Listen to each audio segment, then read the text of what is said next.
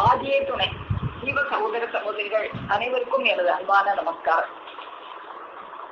நாம தொடர்ந்து நம்முடைய பெருமானவர்கள் ஆதிக்கு முன் ஆதியான அந்த அனாதி பரம்பொருள், நீதி நிறைந்த பரம்பொருளாகிய அந்த சர்வேஸ்வரனாம் நமது தேவகோமானவர்கள் நமது இந்த துக்க உடலை மாற்றுவதற்காக தாம் துக்க தேகம் ஏற்றி வந்து அவர்கள் பட்ட பாடுகளை எல்லாம் நாம் தொடர்ந்து பார்த்து கொண்டிருக்கிறோம். அவர்கள் இந்த நெய்யை பெறுவதற்கு முன் பட்ட பாடு, பெறுவதற்காக பட்ட பாடு, அதன் பின் இந்த பெற்ற அந்த மெய்முதலை நமக்கு அளிப்பதற்காக அவர்கள் திருப்பத்தூர், ராஜகம்பீரம் முதலான ஊர்களில் அவர்கள் இந்த பாதகர்களால் அவர்கள் பட்ட பாடு, இந்த பாதகர்கள் அவர்களுக்கு இழைத்த அந்த கொடுமைகள், இவற்றையெல்லாம் பார்த்தோம்.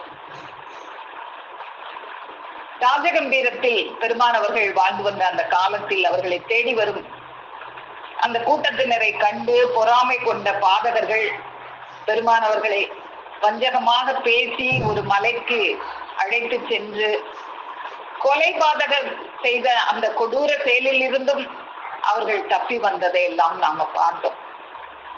இப்போ இந்த பாதகர் கூட்டம் அத்தோடு அடங்கி விட்டதா அப்படின்னா இல்லை.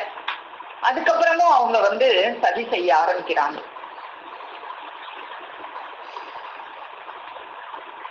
புண்பாடு இயற்றுவதே தொழிலாக கொண்டவர்களாகிய அந்த பண்பாடு இல்லாத அந்த பாதகர் கூட்டம் மீண்டும் சதி ஆலோசனை செய்து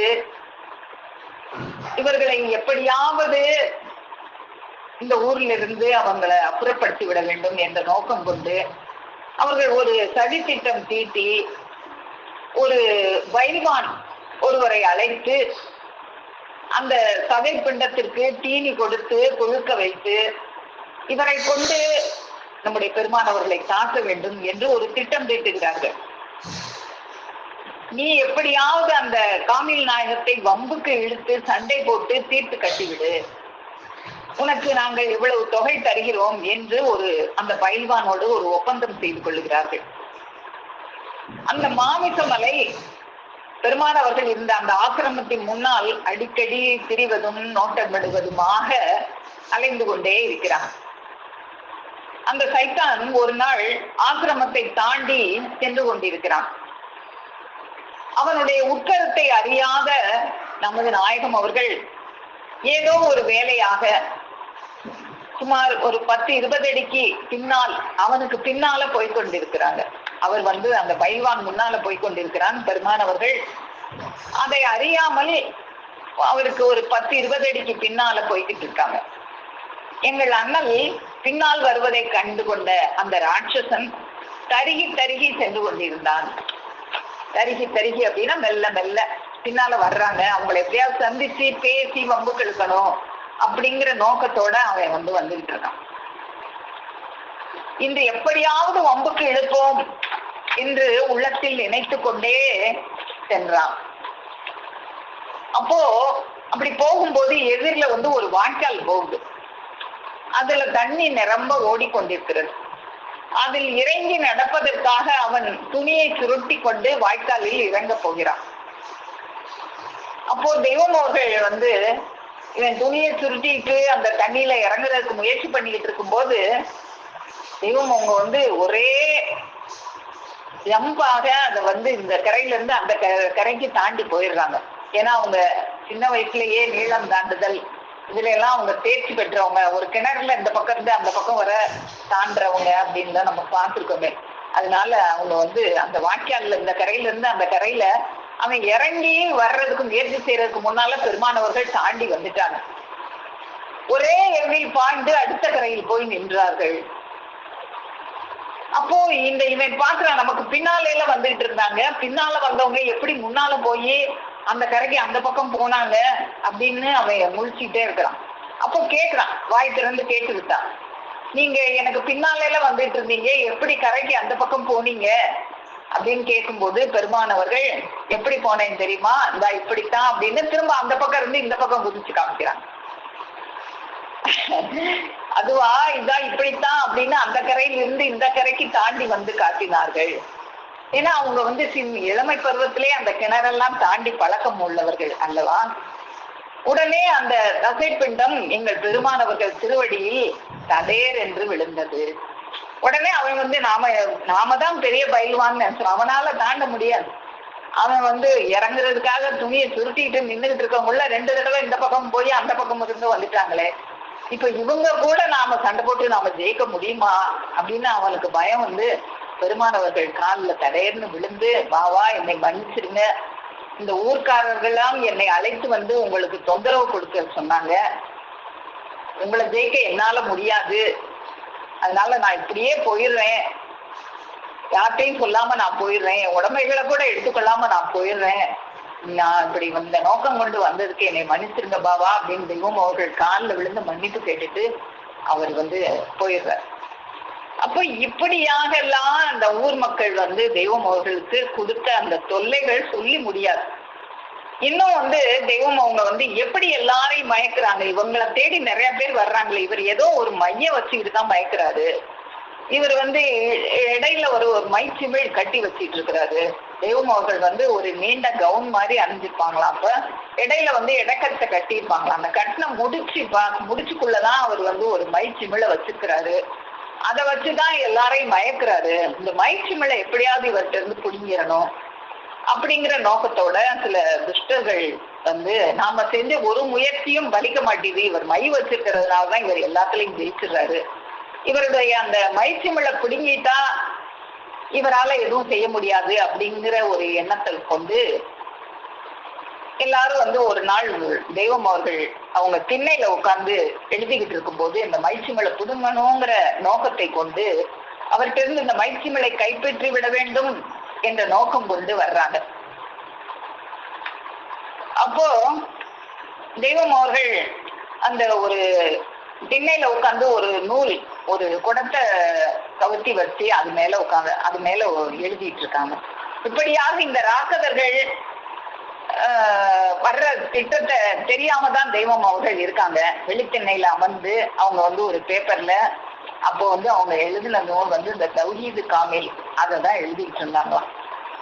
அப்படி எழுதும் போது தெய்வம் அவர்களுக்கு வந்து பேப்பர் கூட கிடைக்காதான். அப்பெல்லாம் அந்த காலத்துல வந்து நியூஸ் பேப்பர்ல எல்லாம் நிறைய காலி இடம் இருக்கும்.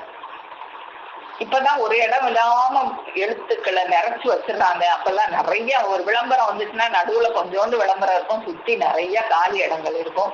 அந்த காலி இடங்கள்லதான் தெய்வம் அவங்க வந்து அந்த பேப்பரை எடுத்துதான் எழுதுவாங்களாம். அப்போ அப்படியாக தெய்வம் அவர்கள் உட்கார்ந்து எழுதிக்கிட்டு இருக்காங்க.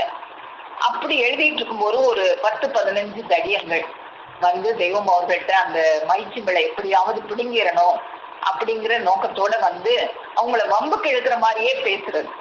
வந்து அவங்க பக்கத்துல வந்து உட்காந்துட்டு, பாவா எங்களுக்கு காசு கொடுங்க, நீங்க எல்லாருக்கும் காசு கொடுப்பீங்களாமே, எல்லாருக்கும் உதவி செய்வீங்களாமே, எங்களுக்கும் காசு கொடுங்க அப்படின்னு சொல்லி கேக்குறாங்க. அப்ப இவங்க வம்புக்கு தான் வந்திருக்காங்க அப்படிங்கிறத தெய்வம் அவர்கள் தெரிஞ்சுட்டு, ஏன்டா இப்படி வந்து தொல்லை பண்றீங்க அப்படின்னு சொல்லி அவங்க கேட்கும் போது அவங்க வேணும்னே கிட்ட வந்து காசு என்கிட்ட இல்லடா அப்படின்னு சொல்லும்போது, இந்தா வச்சிருக்கீங்களே அப்படின்னு சொல்லி அந்த இடக்கச்சையில அந்த முடிச்சில அந்த மைச்சிமிழ் இருக்கு அப்படின்னு சொல்லி அந்த இடக்கச்சை கிட்ட கையை அவங்க கொண்டு வர்றாங்க.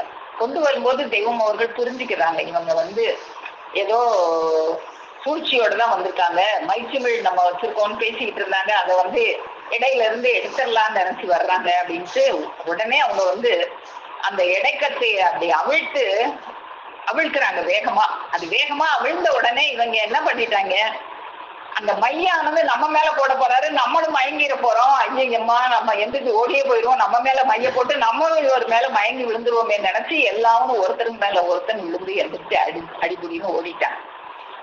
அப்படியாக இந்த தெய்வம் அவங்க வந்து அந்த மைச்சிமிழை அவர்தான் வந்து இடைக்கட்சியில இருந்து அவரு எடுத்த உடனே அந்த மைச்சிமிழ் கீழே விழுந்து நம்ம மேல தெரிச்சிரும்னு பயந்துட்டு அவங்க ஓடுற மாதிரி அவங்க செஞ்சு அந்த நேரத்திலையும் அவங்க வந்து இப்படியாக வந்த அந்த பாதகர்கிட்ட இருந்து இப்படி தப்பிச்சிருக்காங்க.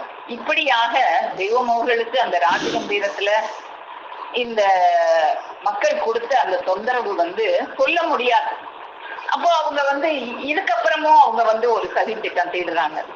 என்ன அப்படின்னா, அவங்க எல்லாமே அந்த இஸ்லாமிய குலத்தை சேர்ந்தவங்களா இருக்கிறதுனால தெய்வம் அவர்கள் எந்த ஒரு மத வேறுபாடும் பார்க்காம எல்லா மக்களையும் அவங்க அணைச்சி செல்றத பார்த்து, இவங்க இஸ்லாமிய மக்களுக்கு மட்டும்தான் இவங்க முறிவு கொடுக்கணும், மற்றவங்களுக்கு இவங்க கொடுக்க கூடாது. அதுக்காக ஒரு 2 முஸ்லிம் பெண்களை இவங்களுக்கு திருமணம் பண்ணி வச்சு இவங்களை அந்த முஸ்லிம் பள்ளிவாசலுக்கு ஒரு ஆலிம்சாவாக நியமிச்சுட்டா இவங்க மற்றவங்ககிட்ட போக மாட்டாங்க, இவங்ககிட்ட சமரசம் பேசியாவது அப்படியாவது இவங்களை வழி கொண்டு வரலாம் அப்படின்னு நினைச்சு தெய்வம் அவங்ககிட்ட பாவா, நீங்க ஒரு முஸ்லீமா இருக்கிறீங்க, நீங்க இந்த ஊர் பள்ளிவாசலுக்கு உங்களை நாங்க ஆலிம்சாவாக நியமிச்சிடறோம். இந்த பள்ளிவாசலுக்கு சொந்தமான நெல் வயல்கள், சவுக்கு தோப்புகளை எல்லாம் உங்க பேர்ல எழுதி வச்சிடறோம். உங்களுக்கு அழகான 2 பெண்களையும் திருமணம் செய்து வச்சிடறோம். நீங்க ஆள் பூரா இந்த ராஜகம்பீரத்திலேயே நீங்க இருக்கலாம். ஆனா நீங்க ஒரே ஒரு கண்டிஷன் என்னன்னா, நீங்க இந்துக்களோட பழக்க வழக்கம் வச்சுக்கொள்ள கூடாது, அவங்களுக்கு நீங்க முறிவு கொடுக்க கூடாது, முஸ்லிம்களுக்கு மட்டுமே நீங்க முறிவு தர வேண்டும் அப்படின்னு சொல்லி அவங்க கேக்குறாங்க. அப்போ தெய்வம் அவர்கள் அதையும் மறுத்து அவங்க இந்த உலகம் எந்த ஜாதி பேதம் பார்க்காம இந்த உலக மக்கள் அனைவரையுமே உய்வக்கணும் அப்படிங்கிற பெருமாள் அவர்களுடைய அந்த ஆசீர்வாத கங்கணத்தை பெற்று வந்தவர்கள் அல்லவா. அப்ப அவங்க எப்படி அதுக்கு சம்மதிப்பாங்க? அப்போ அந்த பெண்களை கூட 2 பெண்களை கூட்டிட்டு வந்தாங்க. அந்த பெண்கள் கூட நாங்க உங்களை மணந்து கொள்கிறோம்னு தயாரா வரும்போது தெய்வம் அவர்கள் அந்த பெண்களுக்கும் அறிவுரை கூறி, நான் உங்களை எல்லாம் என்னுடைய மகள்களாக பாவிப்பேன், அல்லாது வேறு எந்த உள்நோக்கமும் இருக்கக்கூடாது, நீங்க எப்பனாலும் வரலாம், நான் உங்களுக்கு ஒரு ஞான தந்தை என்று மட்டுமே எண்ணுங்கள் அப்படின்னு அந்த பெண்களுக்கும் புத்தி சொல்லி அந்த அந்த முஸ்லிம் இனத்தை சேர்ந்தவங்களையும் அவங்களுக்கும் புத்தி சொல்லி அவங்கள அங்கிருந்து அனுப்பிச்சு விட்டுறாங்க. இப்படியா ஒவ்வொரு தொல்லையும் அவங்கள அவங்க கொடுத்துக்கிட்டே இருக்காங்க. இப்படி கொடுக்கும்போது அதுக்கப்புறமும் என்ன சதி திட்டம் தேடுறாங்க அப்படின்னா, முஸ்லிம் பெண்கள் நிறைய பேர் தெய்வம் அவர்களுக்கு அடியாரா இருக்கிறாங்க அந்த ராஜகம்பீரத்துல. அப்போ அந்த முஸ்லிம் பெண்களுடைய கணவர்கள் எல்லாம் நிறைய பேர் வெளிநாட்டுல இருப்பாங்க, அந்த பெண்கள் மட்டும் இங்க இருப்பாங்க. அப்போ இந்த பெண்கள் தெய்வம் அவர்கள்ட்ட அடியார்களா சேர்ந்ததை பார்த்து இந்த பாதகர்கள் என்ன செய்யறாங்க, அவங்க கணவர்களுக்கெல்லாம் உங்க மனைவிகள் எல்லாம் யாரோ ஒரு ஆண் அவரை போய் ஒரு பாவான்னு அவர் பின்னாலே சுத்திட்டு இருக்காங்க அப்படின்னு சொல்லி அவங்க கணவன்மார்களை தூண்டி விட்டு அவங்க மூலமாக தெய்வம் அவர்களுக்கு அந்த பெருங்கூட்டம் கூடுவதை தவிர்க்கலாம் அப்படின்றெல்லாம் ஒரு திட்டம் போடுறாங்க. அப்படியும் செஞ்சு பாக்குறாங்க. அதுலயும் அவங்களுடைய பாசா பலிக்கல. அதுக்கப்புறமா கூட்டமாக கூடி தெய்வம் அவர்களுடைய ஆசிரமத்துல எப்படியாவது தாக்கிடணும் அப்படின்னு ஒரு கூட்டத்தை கூட்டுறாங்க. அப்போ தெய்வம் அவர்கள் அவங்களுக்கும் நிறைய பிள்ளைகள் கூட்டம் கூடிடுச்சு அப்போ தெய்வம் அவர்களுக்கு. அப்போ இந்த திட்டத்தை முறியடிக்கிறதுக்காக தெய்வம் அவர்கள் அவங்ககிட்ட நிறைய ஜாதிக்கார மக்கள், அம்பலக்காரர்கள், நாடார்கள், தேவர்கள், சேர்வை, பிள்ளைமார் அப்படின்னு நிறைய பேர் தெய்வம் அவர்களுக்கு பிள்ளைகளா சேர்ந்துட்டாங்க. அப்போ இந்த பாதகர்கள் கூட்டமாக திரண்டு வரும்போது தெய்வம் அவங்க வேணும்னே எப்படி சொல்லுவாங்களாம், அந்த தோப்புல இருக்கிற ஒரு 300 பேருக்கு சாப்பாடு ஆயிடுச்சா, இந்த தோப்புல இருக்கிற 200 பேருக்கு சாப்பாடு ஆயிடுச்சா அப்படின்னு கேட்பாங்களாம். அப்படி கேட்கும்போது எதிரிகள் ஐயோ 300 200 பேர் இவர் திரட்டி வச்சிருக்கிறாரு போல அப்படின்னு பயப்படட்டும் அப்படிங்கிறதுக்காக. அப்ப இப்படி எல்லாம் அதுக்கப்புறமா அந்த பாதகர்கள் ஆட்களை திரட்டி வரும்போது தெய்வம் அவர்களுடைய அந்த சீடர்கள் எல்லாருமா சேர்ந்து அந்த சிறுநெறி கூட்டத்தை அவங்க விரட்டி விடுறாங்க. அதுலயும் இருந்து தெய்வம் அவர்கள் தப்பிக்கிறாங்க. அப்ப இப்படியாக கொடுமைகளை ஏற்றிக்கொண்டே அதுக்கப்புறமா இந்த பாதகர்கள் கூட்டம் ஒரு பெரிய நினைக்க முடியாத ஒரு பாதகத்தை அவங்க உள்ளத்துல அவங்க உள்ளத்துல உதிச்சிருக்கு. ஒரு பெரிய பாதகமான ஒரு கொடுமை. தங்களுடைய இந்த கட்டுத்திட்டத்திற்கு உட்படாமல் ஆண்டவர்கள் தம்மிச்சையாக செயல்படுவதும், பல ஊர்களில் இருந்து மாணாக்கர்கள் கூட்டம் திரளாக வந்து போவதும் கண்ட இந்த பாதகர்கள் நெஞ்சு பற்றி எரியலாயிற்று. என்ன எதுக்குமே இவர் நம்ம சொல்றதுக்கு கட்டுப்பட மாட்டாரு, இவரை ஒழித்தே விடுவது என்ற கங்கணம் கட்டி கொண்டு ஒரு சதி ஆலோசனை தீட்டுறாங்க அவங்க எல்லாம் பேர். அந்த கொடிய வஞ்சக படுபாதக ராட்சக பொறாமை வன்கிரியங்கள் கூடி பேசி எம்பெருமானை தீர்த்து கட்ட ஒரு திட்டம் வகுத்தனர். அதாவது என்ன அப்படி அவங்க திட்டம் வகுத்தாங்கன்னா, தெய்வம் அவங்க ஒரு ஓலை குடிசையில தான் தங்கியிருக்காங்க. அந்த எம்பெருமான் இரவில் ஓலை வைந்திருந்த அந்த ஆசிரமத்தில் தவத்தில் தனித்து இருக்கும் போது அந்த கதவில் வெளி நாதாங்கி போட்டு சுற்றிலும் ஓலை கட்டைகளை அடுக்கி தீ வச்சிடணும் அப்படிங்கிற ஒரு முடிவுக்கு அது செயல்லையும் காட்ட ஆரம்பிச்சாங்க. தெய்வம் அவர்கள் அந்த ஓலை குடிசைக்குள்ள உள்ள உட்கார்ந்து தவத்துல இருக்கும்போது வெளியே வராதபடிக்கு அந்த வெளியில தாழ்பால் போட்டுட்டு அங்க சுற்றி வெளியையும் ஓலைகளை நிறைய அடுக்கி வச்சு அந்த குடிசைக்கு தீ வச்சுட்டாங்க. அப்போ இந்த கோர தீயானது குபீர் என்று பற்றி எரியலாயிடுச்சு. நமக்கு எப்படி குடிசையில தீ வச்சு அது எப்படி பற்றி எரியும்? அப்போ இந்த அநியாய அக்கிரமத்தை செய்த அந்த துஷ்ட பாபிஷ்டர்கள் தங்கள் வம்ச பரம்பரையும் அழிந்து ஒழிய தங்களுக்குத்தான் தீ வச்சுக்கிட்டாங்க. இது அவங்க தெய்வம் அவர்களுக்கு தீ வைக்கல, அவங்க தங்களுக்கு தாங்களே தீ வைத்துக் கொண்டார்கள். அவங்க பரம்பரையும் நாசமா போறதுக்காக தனக்குத்தானே அவங்க தீ வச்சுக்கிட்டாங்க. அப்போ தெய்வம் அவர்கள் உலக நினைவே இல்லாம அவங்க தவத்தில் இருக்கிறாங்க. உலக நினைவே அற்று அந்த அதிமகோன்னத பிரம்மரந்தத்தில் நின்று ஆழ்ந்த தவத்தில் இருந்த எங்கள் இதய மேருகிரி அரசராகிய தெய்வம் அவர்களின் திருமேனியின் மீது ஒரு தீ கங்கு விழுகும் போதுதான் அவங்க உணர்றாங்க ஏதோ ஒரு அபாயம் இருக்கு அப்படின்றத தெய்வம் அவர்கள் உணர்றாங்க. இப்போ இந்த வெளியே இந்த சண்டாள துரோகிகள் அதை வேடிக்கை பார்த்துட்டு நிக்கிறாங்க. இந்த குடிசையை நல்லா எரிஞ்சு முடிகிற வரை நின்று பார்த்துட்டு தான் போகணும் அப்படின்னு சொல்லி வெளியே நின்று வேடிக்கை பார்த்துக்கிட்டு இருக்காங்க. அப்போ இந்த குடிசை தீப்பற்றி எரியுது, அக்கம் பக்கத்துல எல்லாம் தெரிஞ்சிருச்சு. அந்த அக்கம் பக்கத்துல தெய்வம் அவர்களுக்கு நிறைய பெண் சீடர்கள் அடியார்கள் இருந்தாங்க. அவங்க எல்லாம் அப்பா தெய்வம் அவர்களுடைய குடிசை பற்றி எரியுதே, பாபா நாயகமே அப்படின்னு கத்தி கதறிட்டு எல்லாரும் ஓடி வர்றாங்க, அழுது புரண்டாங்க. அப்போ அவங்க எல்லாம் அந்த பெண்கள் எல்லாம் அட பாவிகளே, சண்டாள துரோகிகளே, கொலைபாதக ராட்சசர்களே, இப்படி செஞ்சுட்டீங்களே அப்படின்னு கத்திக்கிட்டு அந்த ஆசிரமத்தை நோக்கி ஓடி வர்றாங்க. அப்போ அந்த சதிகாரர்கள் யாரும் ஆசிரமத்துக்கிட்ட போக கூடாதுன்னு கம்பு எல்லாம் வச்சுக்கிட்டு வர்ற பெண்களை எல்லாம் இதுக்கு மேல யாரும் போக கூடாது அப்படின்னு சொல்லி தடுத்துக்கிட்டு நிக்கிறாங்க. இவங்க எல்லாம் என்ன செய்ய முடியும், எதுவும் செய்ய முடியாத நிலையில அந்த பெண்கள் எல்லாம் பரிதவிச்சுக்கிட்டு நிக்கிறாங்க. அப்போ தெய்வம் அவர்கள் மேல ஒரு சின்ன தீ கங்கு விழுந்ததும் அவங்க அந்த ஆபத்தை உணர்ந்து கொண்டு சடார் என்று அவங்களுடைய தவத்திலிருந்து கலஞ்சி அவங்க அந்த ஒரு பெரிய ஆபத்து இருக்குங்கிறத உணர்ந்து அவங்க எப்படி அந்த இளம் வயதுல அந்த நீளம் தாண்டுதல், பார் விளையாட்டு இதுல எல்லாம் தேர்ச்சி பெற்றிருந்தாங்களே, அதெல்லாம் அவங்களுக்கு இப்ப கை கொடுக்குது. அப்படியே அந்த ஒரு கம்பை உருகி அந்த கூரை வீட்டுல இருக்கிற அந்த மூங்கில் கம்பு அதை பிடிச்சிட்டு அப்படியே அதை தரையில ஊனி அதுல இருந்து குதிச்சு அப்படியே பாதி கூரை மேல எரிஞ்சிருக்கு. அதுல இருந்து தாவி அந்த கூரை வீட்டுல இருந்து வெளியே தாவி விழுகிறாங்க. அந்த ஆசிரமத்தின் பின்புறம் அவங்க குதிச்சு விழுந்துடுறாங்க. ஒரு அடர்ந்து தெரிந்த ஒரு நாகதாளி புதர் அப்படின்னு சொல்லுவாங்க. நாகதாளி முள்ளுன்னா அது அவ்வளவு விஷம் பிடிச்ச முள்ள, ஒரு முள்ளு குத்துனாலே அது அவ்வளவு விஷமா கடுன்னு அப்படி வலி கொடுக்கக்கூடிய அந்த முள் புதர், அந்த முள்ளு புதர் மாதிரி மண்டி கிடக்கு. எங்க போய் விழுகிறோம்னு அவங்களுக்கு தெரியாது. அப்படியாக அந்த கம்பை ஊனி அப்படியே ஒரு பால் விளையாட்டு மாதிரி அதுல இருந்து குதிச்சு போய் அந்த வெளியே போய் அதுல விழுகிறாங்க. இந்த தீயில இருந்து தப்பிச்சா போதும், அதுக்கப்புறம் எங்க விழுந்தாலும் அங்க இருந்து நாம போயிடலாம் அப்படிங்கிற ஒரு எண்ணம் கொண்டு அந்த உடம்புல வேற தீப்பட்ட காயங்கள், இந்த விழுந்த சிராய்ப்புகள், கீழே விழுந்ததுல வேற அடி, மேனியெல்லாம் நாகதாணி முட்களின் கீறல், வெறும் காலில் ஈட்டிகோல் ஏறிய முட்கள், கார் இருள். இது நடுராத்திரி நேரத்துல செஞ்ச வேலை. புதற்குள் நம்முடைய சாமி, நம்முடைய துறை, நம்முடைய உயிர்க்குயிரான நாயகம் அவர்கள் கிடக்கிறார்கள். துன்பத்தால் துடித்து கிடந்தார்கள்.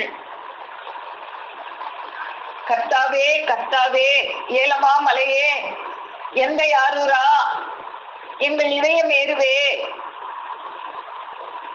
இந்த பகுதியை நம்முடைய அண்ணா இளங்கலை கோட்டானந்தர் அண்ணா அவங்க அவ்வளவு உருக்கமா எழுதியிருக்கிறாங்க.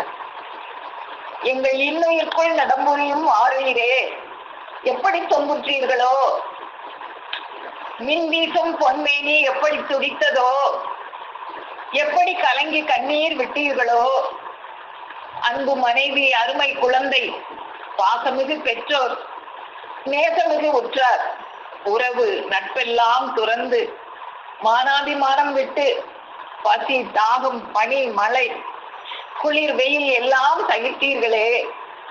ஆசானே கரியென்று தொடர்ந்து அகிலவலம் வந்தீர்களே. அன்னபானம் அயர்வு உறக்கம் தவிர்த்து எலும்புகள் இழக கடுந்தவம் செய்து சன்னதம் பெற்றீர்களே. என்றும் பிரியோம் என்று எண்ணியிருந்த சற்குரு கொண்டலை பிரிந்தீர்களே.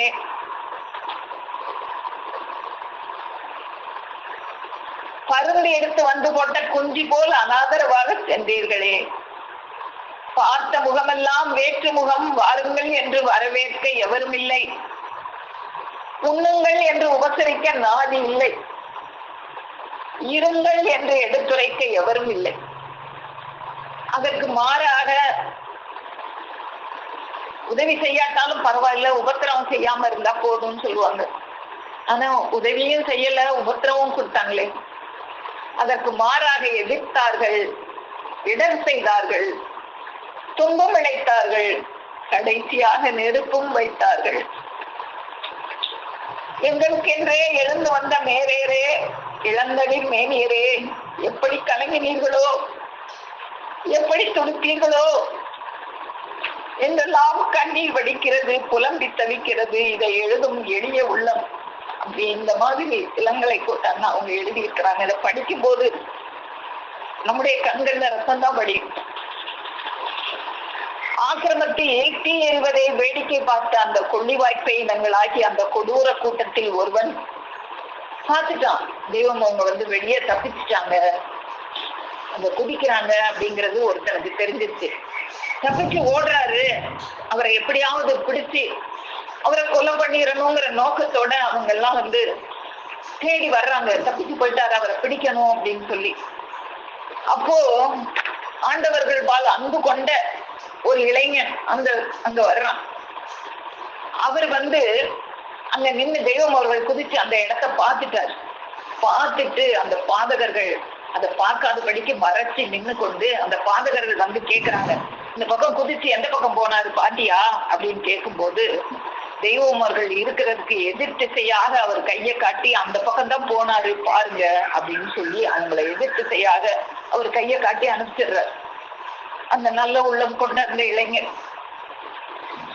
அப்போ தெய்வம் அவங்க எல்லாரும் அவர் காட்டின எதிர் திசையில அந்த பாதகர்கள் எல்லாம் ஓடி போயிடுறாங்க. அப்போ ஓடி போன பிறகு இவர் தெய்வம் அவர்களை காப்பாத்தணுமே, எப்படி அந்த முள்ளு புதருக்குள்ள கிடக்குறாங்க, சுற்றி முள்ளு புதர் வர்றதுக்கு பாதையும் இல்லை, ஒண்ணும் இல்லை. எப்படி மலை பாதையில இருந்து பாதை இல்லாத ஒரு இடத்துல உருண்டு உருண்டு வந்தாங்களே, அங்கேயாவது உருண்டு வந்துட்டாங்க, இங்க உருண்டு கூட வர முடியாது இந்த முள்ளுகளுக்கு நடுவுல இருந்து. அப்படி முள்ளு புதருக்குள்ள கிடக்குறாங்களே. அப்போ இவர் மெல்ல கூப்பிடுறார், பாவா நாயகமே என்று அழுது கொண்டே தனித்த குரலில் அந்த இளைஞன் அழைக்கிறான்.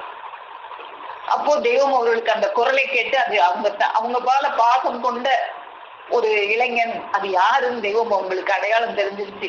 அதனால இன்னார் என்ற அடையாளம் தெரிந்து கொண்ட ஆண்டவர் அவர்கள், நீ வீட்டுல போய் 2 அரிவாள் கொண்டு வாப்பான், ஒரு அரிவாளை எடுத்துட்டு நீ வெளியே இருந்து இந்த முள் செடியை வெட்டி வெட்டி ஒரு பாதையை உண்டாக்கு, ஒரு அரிவாளை என்னை நோக்கி வீசு, நான் உள்ள இருந்து இந்த முள் செடியை வெட்டி வெட்டி உள்ள இருந்து ஒரு பாதையை உண்டாக்குறேன், இப்படி நம்ம 2 பேருமா சேர்ந்து ஒரு பாதையை உண்டு பண்ணி நான் வெளியே வர்றேன், நீ போய் 2 அரிவாளை மட்டும் எடுத்துட்டு வா அப்படின்னு அந்த முள்புதற்குள்ள கிடந்து அவங்க சொல்றாங்க. அந்த இளைஞனும் அப்படியே செய்தான். நெடு நேரம் போராடி, இருவருமாக போராடி இவர் வெளியிருந்து வெட்டிக்கிட்டே வர்றார். தெய்வம் அவர்கள் பக்கம் ஒரு அரிவாளை வீசுறாரு. அவங்க உள்ள இருந்து அந்த முட்செடியை வெட்டி வெட்டி வெட்டி வெட்டி பாதை உருவாக்குறாங்க. இப்படியாக ஒரு பாதையை உருவாக்கி தெய்வம் அவர்கள் அந்த முள்புதரில் இருந்து வெளியே வர்றாங்க. அப்படி வெளியே வரும்போது இருவரும் அந்த ஒரு பக்கத்துலதான் வைகை நதி போகுது. அந்த வைகை நதியில ஒரு புதற்குள்ள அங்க போய் இருக்கிறாங்க. அப்போ இந்த இளைஞன் அவங்க மேலெல்லாம் அந்த முள்ளு குத்துன காயங்கள், ரத்தங்கள், கீழே விழுந்த அடி, ரத்த சிராய்ப்புகள் இவ்வளவு இருக்கு.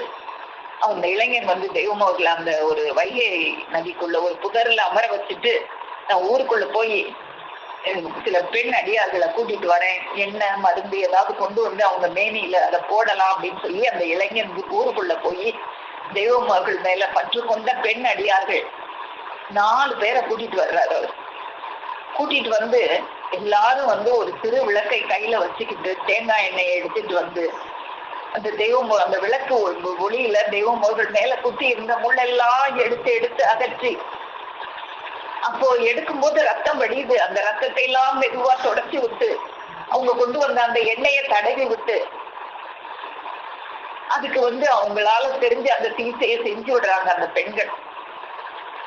அப்போ அன்னைக்கு இரவு முழுவதும் அப்படியே அந்த அந்த வைகை நதி புதர்ல ஒளிஞ்சிருந்து இது வெளிச்சம் வர்றதுக்கு முன்னால இங்க இருந்து தப்பிச்சு போனேன். ஏன்னா அந்த பாதகர்கள் தேடிக்கிட்டு தெரியுறாங்க.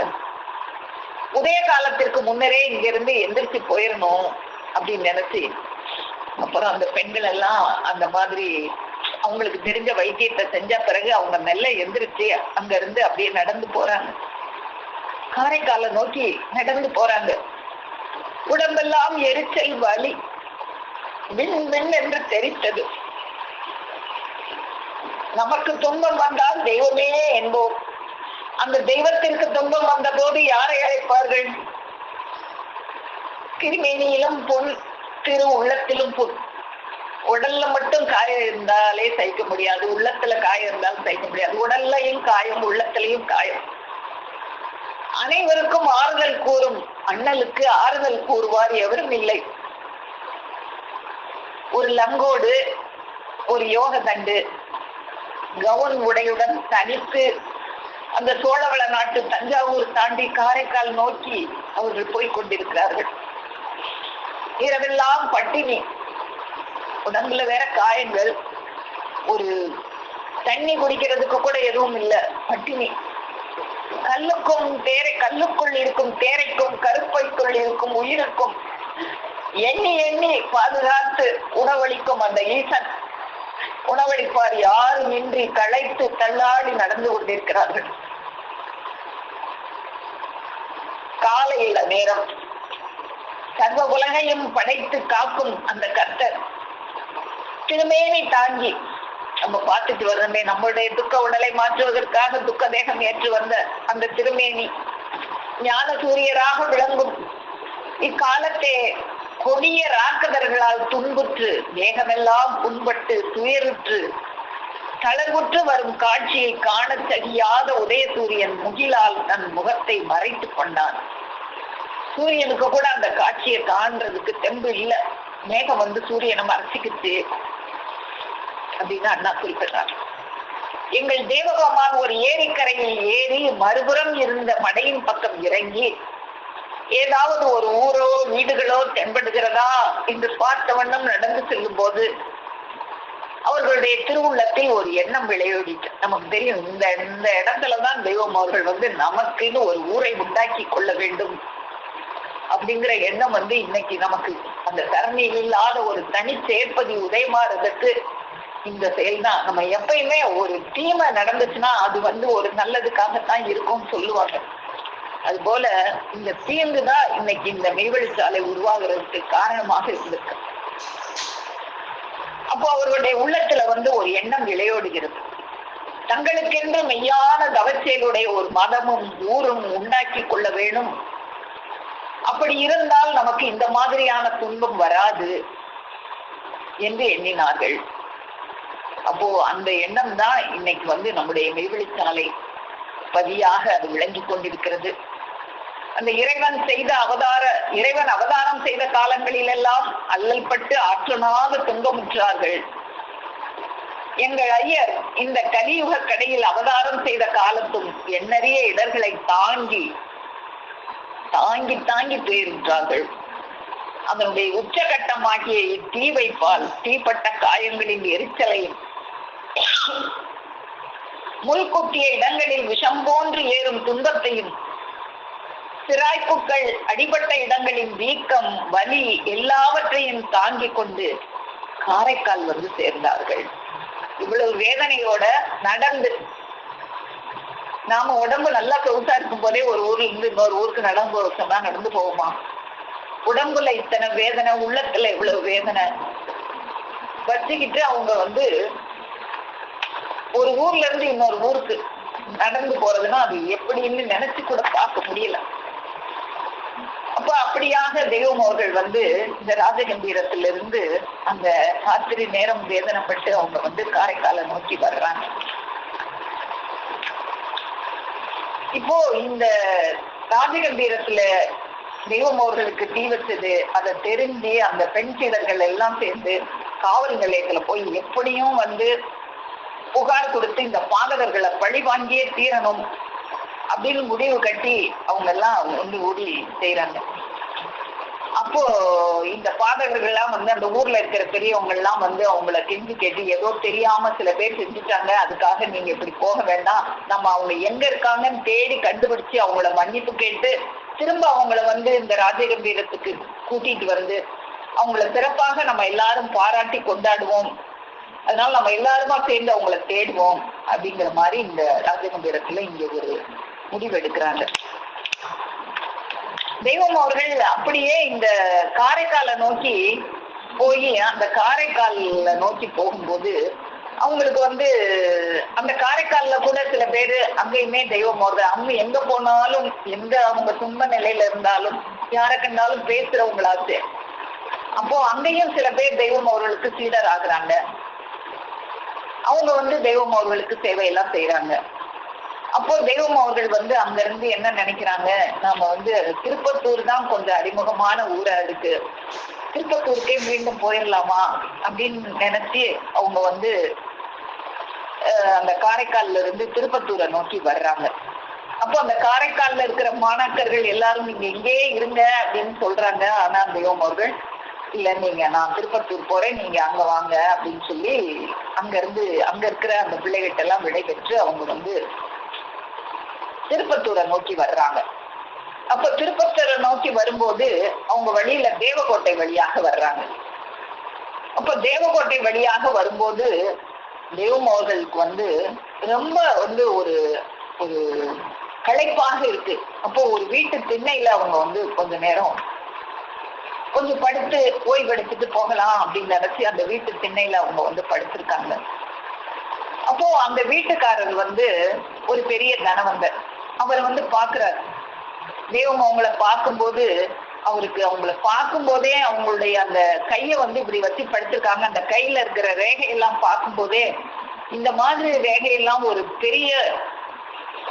பெரியவர்களுக்கு தான் இந்த மாதிரி ரேகை இருக்கும், இவங்க வந்து நிச்சயமா ஒரு ரொம்ப பெரியவங்களா இருப்பாங்க அப்படின்னு நினைச்சு அவங்கள வந்து அவர் வந்து ரொம்ப போற்றி நீங்க வந்து எங்க வீட்டுக்கு வரணும் அப்படின்னு சொல்லி தெய்வம் அவர்களை வந்து அவங்க வீட்டுக்கு அழைச்சிட்டு போறாரு.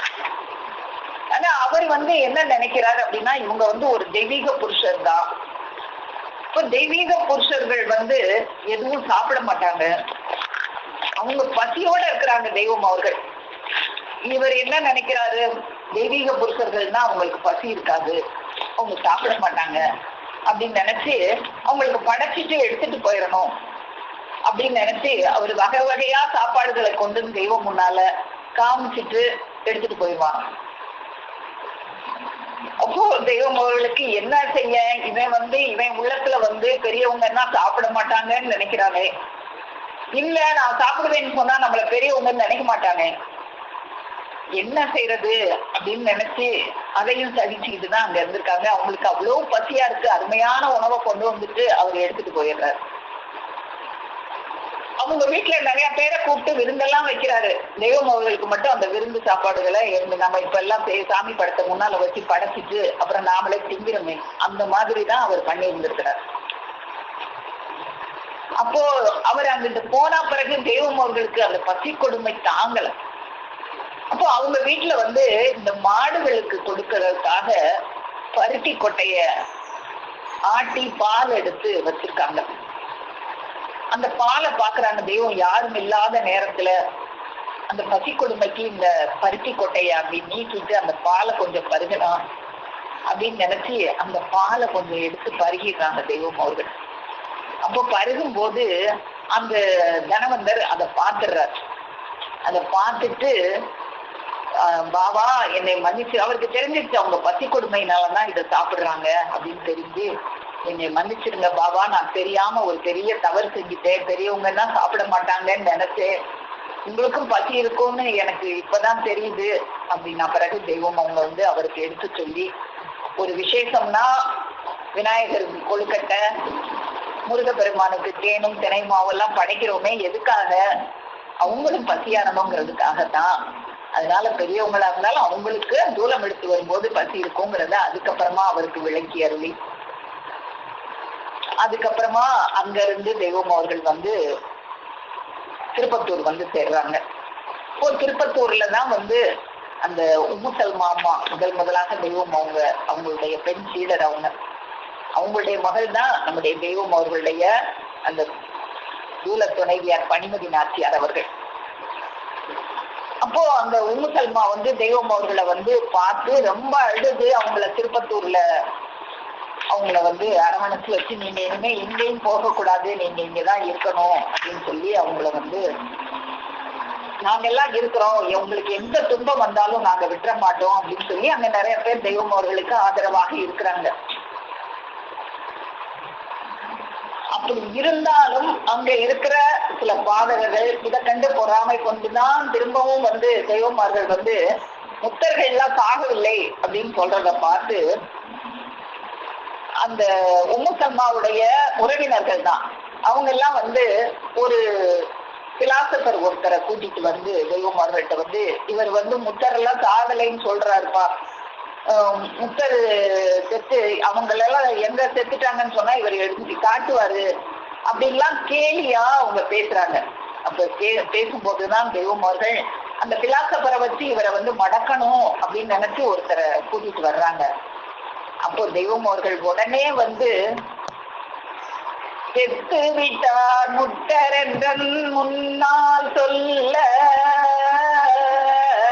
சொன்னதெந்த வேதமோடா சோதா சும்பா செத்தழுவும் உன் குருட்டு கண்ணதற்கு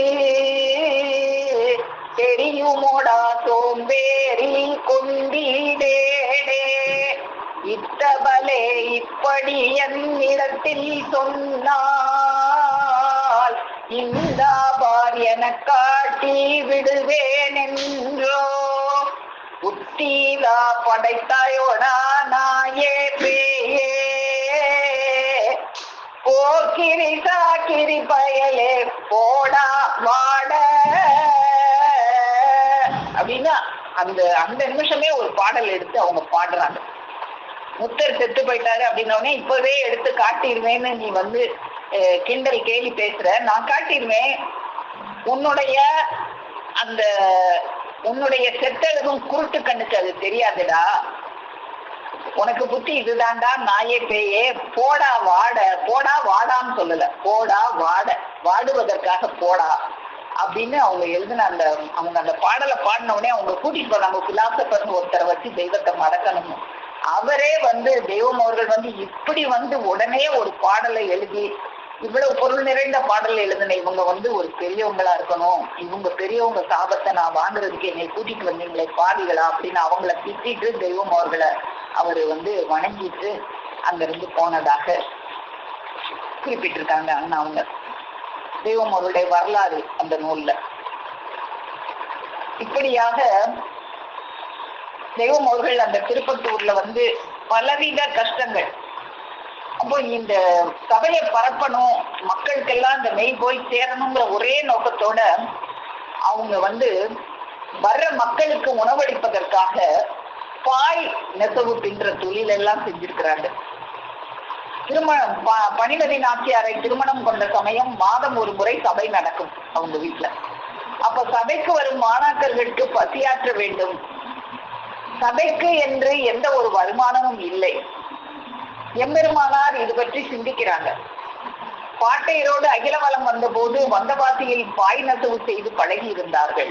இப்போ தெய்வம் அவர்கள் பாட்டையரோட வரும்போது இந்த தொழிலையும் பழகி இருக்கிறாங்க. வந்தவாசியில இந்த பாய் நெசவு செய்யறவங்க எப்படி செய்யறாங்கன்றத அங்க பழகி இருந்ததுனால அவங்க தாங்கள் தங்கி இருந்த விடுதிக்கு எதிர்ப்பகுதியில் ஒரு காலி இடம் இருந்தது. அதில் 3 பாய் நெசவு தறிகள் அமைத்து தாங்களும் பனிமதி நாச்சியாரும் மைத்துனர் முகமது உசேன், பிற்காலத்தில் பொன்னம்பலானந்தர், இந்த முகமது உசேன் பொன்னம்பலானந்தர் அவங்கதான் தெய்வம் அவர்களுடைய அந்த மூத்த மகளாகிய ஆய்சம்மாள் அவங்கள திருமணம் செஞ்சவங்க. அவங்க எல்லாமே சேர்ந்து இந்த 3 பாய் நெய்வார்கள். வாரத்திற்குள் ஒரு பெரிய கட்டுப்பாய் நெய்து அதை சந்தைக்கு அனுப்புவார்கள். அதன் விற்பனை தொகையை கொண்டு சபை நடத்துவார்கள். எப்படி அந்த மாதிரி பாயெல்லாம் நெய்து அதை விட்டு அந்த காசை வச்சு சபைக்கு வர்ற மக்களுக்கு பசியாற்ற உணவு கொடுத்துருக்காங்க. சபைக்கு வருவோருக்கு பசியாற்ற உணவு தயாரிக்கும் சமையல் பணியில் உம்மு சல்மா அம்மையார் குடும்பத்தினர் அனைவரும் பங்கு கொள்வார்கள். வரும் சபை பிள்ளைகளுக்கு எம்பெருமானும் பரிமாறுவார்கள். ஒரு முறை சபை செலவுக்கு பணம் தேவைப்பட்டது. பனிமதி நாச்சியாருக்கு திருமணத்திற்கு எடுத்து கட்டப்படாமல் இருந்த அந்த பட்டுச்சேலையை விற்று சபை நடத்தினார்கள். எப்படின்னு பாருங்க, அந்த திருமணத்துக்காக பெரியம்மா அவங்களுக்கு ஒரு பட்டுச்சேலை திருமணத்துக்கு எடுத்திருப்பாங்க. ஆனா அந்த பட்டுச்சேலையை கட்டி திருமணம் நடந்திருக்காது. அவங்க வெண்துகில் அணிந்துதான் அந்த திருமணம் நடந்தது. அப்போ அந்த பட்டுச்சேலை கட்டப்படாம இருந்ததுனால அந்த சேலையை விற்று அதுல வர்ற காசை வச்சு வர்றவங்களுக்கு பசியாற்றினாங்க. அப்போ இப்படி எல்லாம் தெய்வம் அவங்க படுற அந்த பாடுகளை எல்லாம் பார்த்து தெய்வம் அவங்க பிள்ளைகள் எல்லாம் ரொம்ப மனம் உருகி இதுக்கு ஏதாவது ஒரு வழி பண்ணணும். தெய்வம் அவர்களுக்கு ஒரு இடம் அவங்களுக்கு எப்படியாவது நிரந்தரமா இருக்கிற மாதிரி ஒரு இடம், அவங்களுக்கு ஒரு வருமானம் வர்ற மாதிரி ஏதாவது செய்யணும் அப்படின்னு சொல்லி எல்லாருமா சேர்ந்து மதுரையில ஒரு இடம் வாங்கணும் அப்படிங்கிற ஒரு முடிவுக்கு வர்றாங்க.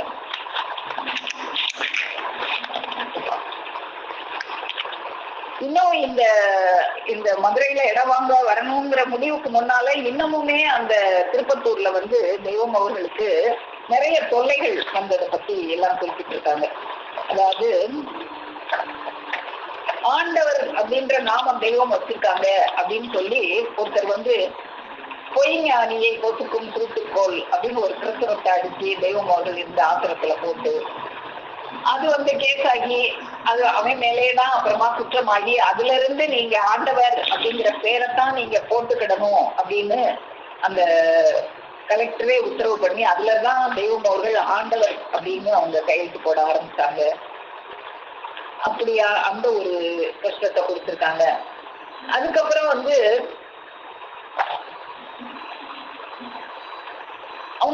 மைசூர் போகணும் அப்படின்னு தெய்வம் அவங்க திட்டம் போடுறதுக்கு காரணமாக இருந்திருக்காங்க. நம்ம திருப்பத்தூர்ல ஷேக் ஆலிக் அப்படிங்கிறவன் ஒரு கூட்டத்தை கூட்டிட்டு தெய்வம் அவர்களுக்கு இடங்கள் கொடுத்துக்கிட்டே இருக்கிறாங்க. அப்போ தெய்வம் அவங்க என்ன நினைக்கிறாங்க அப்படின்னா, அந்த மஸ்தான் கனி, ஷேக் ஆலிம் இவங்க எல்லாம் கொடுக்கிற துன்பத்தை பார்த்து தெய்வம் அவங்க என்ன நினைக்கிறாங்க, நம்ம இப்படியே இருக்கும்போது இவங்க இப்படி துன்பம் கொடுத்துக்கிட்டே இருக்காங்க, நமக்கு ஒரு அரசர் ஒரு வலிமையான பின்பலம் இருந்தா தான் இவங்க எல்லாம் துக்கம் கொடுக்க நம்மளுக்கு இப்படி துன்பம் கொடுக்காம இருப்பாங்க. அப்போ மைசூர் அரசருக்கு ஒரு கடிதம் எழுதுறாங்க தெய்வம், நான் வர்றேன் அங்க உங்களோட இருக்கிறேன் அப்படின்னு. மைசூர் அரசரும் அவங்களை அன்போட வரவேற்று ஒரு கடிதம் எழுதுறாரு.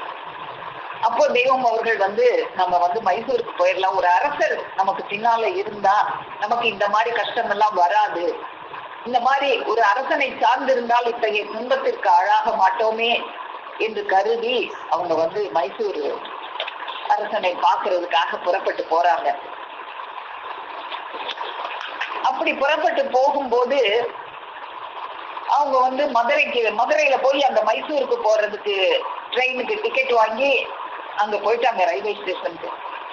அப்போ தெய்வம் அவர்களுடைய பிள்ளைகள் அங்கங்க சுற்று வட்டாரத்துல இருந்தவங்க எல்லாருமே இதெல்லாம் கேள்விப்பட்டு அந்த திருப்பாச்சேத்தி, திருப்பத்தூர், மானாமதுரை, ராஜகம்பீரம், மதுரை, முத்தனேந்தல், இடைக்காட்டூர் இங்கெல்லாம் இருந்த மாணாக்கர்கள் எல்லாரும் ஒன்று கூடி வந்து அந்த மதுரை ரயில்வே ஸ்டேஷன்ல வந்து தெய்வம் உங்களை பிடிச்சிட்டு நீங்க போகக்கூடாது எங்களை எல்லாம் விட்டுட்டு அப்படின்னு கதறி அழுகுறாங்க.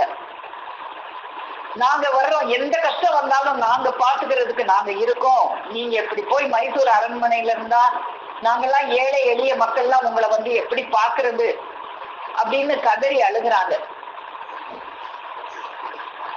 நீங்க திருவுள்ள கருத்தை மாற்றிக்கொண்டு இறங்கி வாருங்கள் தெய்வமே, நாங்க உங்களுக்கு எந்த எதிர்ப்பு வந்தாலும் எங்கள் உயிரை கொடுத்து உங்களை காப்பாற்றுவோம் தெய்வமே. மந்திர ரூபியை மனம் குளிர காண வைத்த மாதாவே, சர்வ மூல மந்திர நிரூபிகரே, சிவபிரகாச நித்யானந்த பிரம்மஸ்வரூபத்தை தரிசிக்க வைத்த சத்குருவே, ஜாதிகளின் கர்த்தாவே, கிள்ளை பதியும் எல்லையில்லா ஆனந்தமும் முறை இன்பாமுது ஊட்டிய இணைமையில்லா ஏந்தலே நீங்கள் போக வேண்டாம் என்றெல்லாம் மன்றாடினார்களாம். அப்போ இப்படி இவங்கெல்லாம் அந்த ரயில்வே ஸ்டேஷன்ல கூன்னு சத்தம் கேட்டுக்கிட்டு இருக்கு. அப்போ அந்த ரயில்வே நிலைய அதிகாரி அங்க ஓடோடி வர்றாங்க. என்ன பிரச்சனை அப்படின்னு வந்து கேக்குறாங்க. அப்போ இதெல்லாம் கேட்டு அப்போ இவங்க வந்து ஒரு பெரியவங்க, இவங்களை தேடி இத்தனை மக்கள் வந்து போகக்கூடாதுன்னு கதறி அழுகுறாங்களே அப்படின்னு சொல்லி அதெல்லாம் அவங்க அந்த ரயில்வே நிலைய அதிகாரி அதெல்லாம் பார்த்துட்டு அவங்களே தெய்வத்துக்கு சொல்றாங்க, தெய்வமே பெரியவர்களே, நீங்க இவ்வளவு தூரம் இவங்க எல்லாம் மன்றாடும் போது நீங்க போக வேண்டாம், நீங்க தயவு செய்து நீங்க வந்து வண்டியில இருந்து இறங்கிக்கோங்க, உங்கள் பயண சீட்டை நான் வாபஸ் தந்துடுறேன் அப்படின்னு கேட்டுக்கொண்டு அவங்க தெய்வம் அவர்களும் அந்த ட்ரெயின்ல இருந்து இறங்கி கீழே வந்து அந்த ரயில்வே நிலைய அதிகாரி அந்த டிக்கெட் பணத்தையும் திரும்ப கொடுக்க தெய்வம் அவர்கள் அதையும் பெற்றுக்கொண்டு இந்த அழைத்த மாணாக்கர்களோட அவங்க மீண்டும் திருப்பத்தூர் ராஜகம்பீரமும் போக அவங்களுக்கு மனம் இல்லை. அந்த திருப்பத்தூர்ல ராஜகம்பீரத்திலேயே இவ்வளவு இடைஞ்சல் நடந்துச்சு, நான் திரும்பவும் இந்த திருப்பத்தூருக்கும் ராஜகம்பீரத்துக்கும் போய் நான் வேதனைப்படணுமா அப்படின்னு நினைக்கும் போதுதான் அங்கதான் ஒரு முடிவெடுக்கிறாங்க எல்லாருமா சேர்ந்து. இந்த மதுரையிலேயே ஒரு மாளிகை தெய்வம் அவர்களுக்கு எப்படியாவது கட்டிடணும், ஒரு ஆசிரமம் கட்டிடணும், எல்லாருமா சேர்ந்து காணிக்கையிட்டு ஒரு நல்ல ஒரு இடத்தை வாங்கி ஒரு ஆசிரமம் கட்டி அந்த இடத்துல தெய்வம் அவர்களை நிலையாக அவங்களுக்கு சொந்தமான ஒரு இடத்துல அவங்கள வந்து அந்த இடத்துல ஒரு ஆலயம் நிர்மாணிச்சு தெய்வம் அவர்கள் அங்கேயே அமர்ந்து எல்லாருக்கும் அருள்பாலிக்கிற மாதிரி ஒரு ஏற்பாடு செய்யணும்னு அந்த இடத்துலதான் அந்த பழஞ்சாலையை நிர்மாணம் செய்யறதுக்காக ஒரு தீர்மானத்தை எல்லாரும் எடுத்து மதுரையில இடம் தேடி அப்போ மதுரையில ஒரு இடம் வாங்கி கட்டி அங்க போய் தெய்வம் அவர்கள் அங்க எப்படி எல்லாம் அந்த இடத்த கட்டினாங்க, அதுலயாவது அவங்களால தொடர்ந்து இருக்க முடிஞ்சுச்சா, அங்கேயும் அவங்களுக்கு வேதனை தான் கிடைச்சிச்சா என்பதையும் நாம் வருகிற சபைகளில் பார்ப்போம் என்று கூறி என் முட்டி பேருரை மேலும் மேலும் முழங்கும் என்று கூறி உங்கள் அனைவரிடமிருந்து விடைபெறுகிறேன். அனைவருக்கும் நமஸ்காரம்.